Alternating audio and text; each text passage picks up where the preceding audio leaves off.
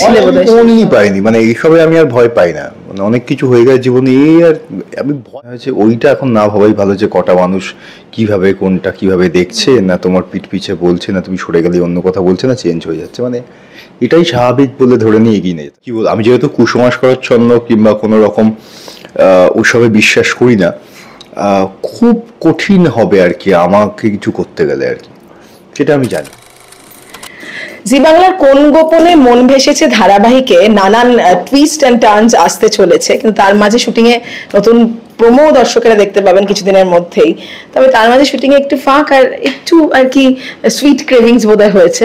রণজয়দাকে দেখে যদিও বোঝা যায় না যে মিষ্টি ফিষ্টি খায়, আইসক্রিম খাচ্ছে রণজয়দা। না না না, ওটা সিড। ও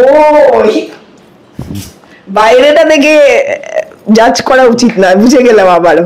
আমি আইসক্রিমের বক্স থেকে ভাবলাম আইসক্রিম খাচ্ছে, যাই ওকে বক্সগুলোতে রাখতে সুবিধা হয় সিডস গুলো, তাই ওই জন্য সেটাই আমি তাই ভাবছিলাম যে আইসক্রিম খায় রণজয়দা। যাই হোক, কেমন আছো এখন রণজয়দা, আগে সেটা বলো।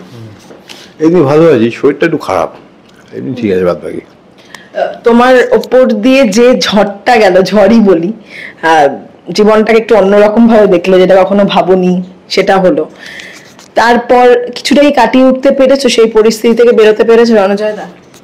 আমার যে ওটা নিয়ে খুব একটা মানে আমি খুব একটা ভাবিত ছিলাম তা নয়, আমার শুধু আউট অফ কিউরিয়াসিটি ছিল, I was curious to know what's happening, এছাড়া আর কিছু নয় যে কি হচ্ছে না হচ্ছে। কারণ আমার কাছে এটা আমার নলেজের বাইরে, যেমন যখন করোনা এসেছিল জানতাম না করোনা আসলে কিরকম হয়, তো এটা আমার কাছে করোনার মতো, যে হঠাৎ করে এমন কিছু হচ্ছে যেটা আমি একটু কিছু একটা সন্ধান পেতে চাইছি, রাস্তা খুঁজছিলাম, রাস্তা পেয়ে গেছি, বুঝে গেছি, ঠিক আছে। ভয় পাওনি, মানে স্ট্রং ছিলে বোধহয়। কোনই পাইনি, মানে এইসবে আমি আর ভয় পাই না, মানে অনেক কিছু হয়ে গেছে জীবনে, এই আর আমি ভয়, মানে আমি আমি একটু আগে তোকে গল্প করছিলাম যে আমি শ্মশানে কাটানো লোক, রাত কাটানো লোক, তো আমার এসবের কোনো ভয় ফয় নেই। আর খুব কেউ মারাত্মক কোনো মানে কি বল, আমি যেহেতু কুসংস্কারাচ্ছন্ন কিংবা কোনো রকম ওসবে বিশ্বাস করি না, খুব কঠিন হবে আর কি আমাকে কিছু করতে গেলে আর কি, সেটা আমি জানি, অত সহজ নয়। মানে যাই হোক, তুমি বেশ পজিটিভ, এটা আমার ভালো লাগে, মানে তুমি মনটা তোমার নেগেটিভ হতে দাও না, যে পাশে যে এনার্জি থাকুক না কেন আশেপাশে। হ্যাঁ, না ওটা কিছু হবে না আমার একদম। কিন্তু শরীরটা খারাপ, সেই দিয়ে কি একটু নজর দিচ্ছ নাকি, যে শুটিং এর ব্যস্ততা, তার মধ্যে এইগুলো চলছে? কি বলবো, খুবই কষ্ট হচ্ছে। লাস্ট 3 দিন হলো, আজকে থার্ড ডে, আজকে যেন আরো শরীর খারাপ, মানে বডিটাকে টানতে পারছি না, এত কষ্ট হচ্ছে, পুরো পা ফানা কামড়ে আসছে।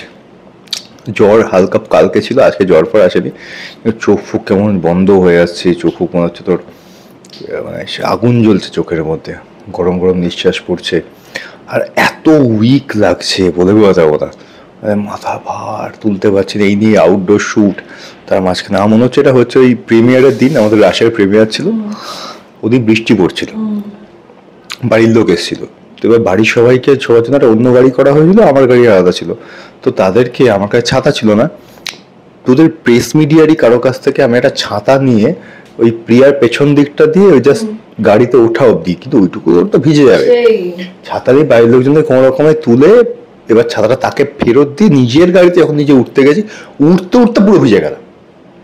এবার ভেতরে উঠে তো আমাকে এসি না চালিয়ে ফালিয়ে তো থাকতেও পারছি না, আমার ওইখানেই বোধহয় আমার লেগে গেছে, আর রাস্তায় জ্যাম ছিল, ওইখানেই খেয়ে গেছি আমি মনে হচ্ছে।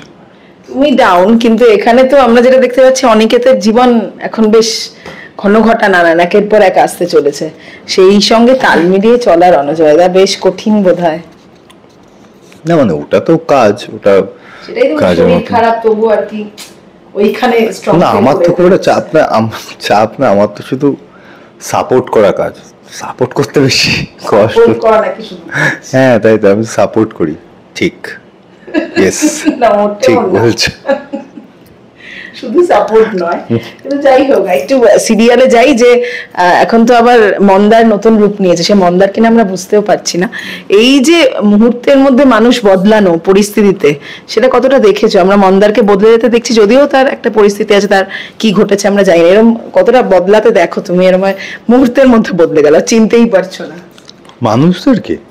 এ তো অহরহ আমরা সবাই দেখি, আমি দেখি, তুই দেখি, সবাই দেখি, এটা মানে মানুষের বোধহয় এখন এটা নর্মাল টেন্ডেন্সি হয়ে গেছে, এছাড়া না হলে বোধহয় মানুষ বোঝাতে পারে না যে এটাই মানুষ। এটা আর কি বলবো এটা নিয়ে, মানে চাপ মানে এখন অভ্যস্ত হয়ে গেছে বোধহয়।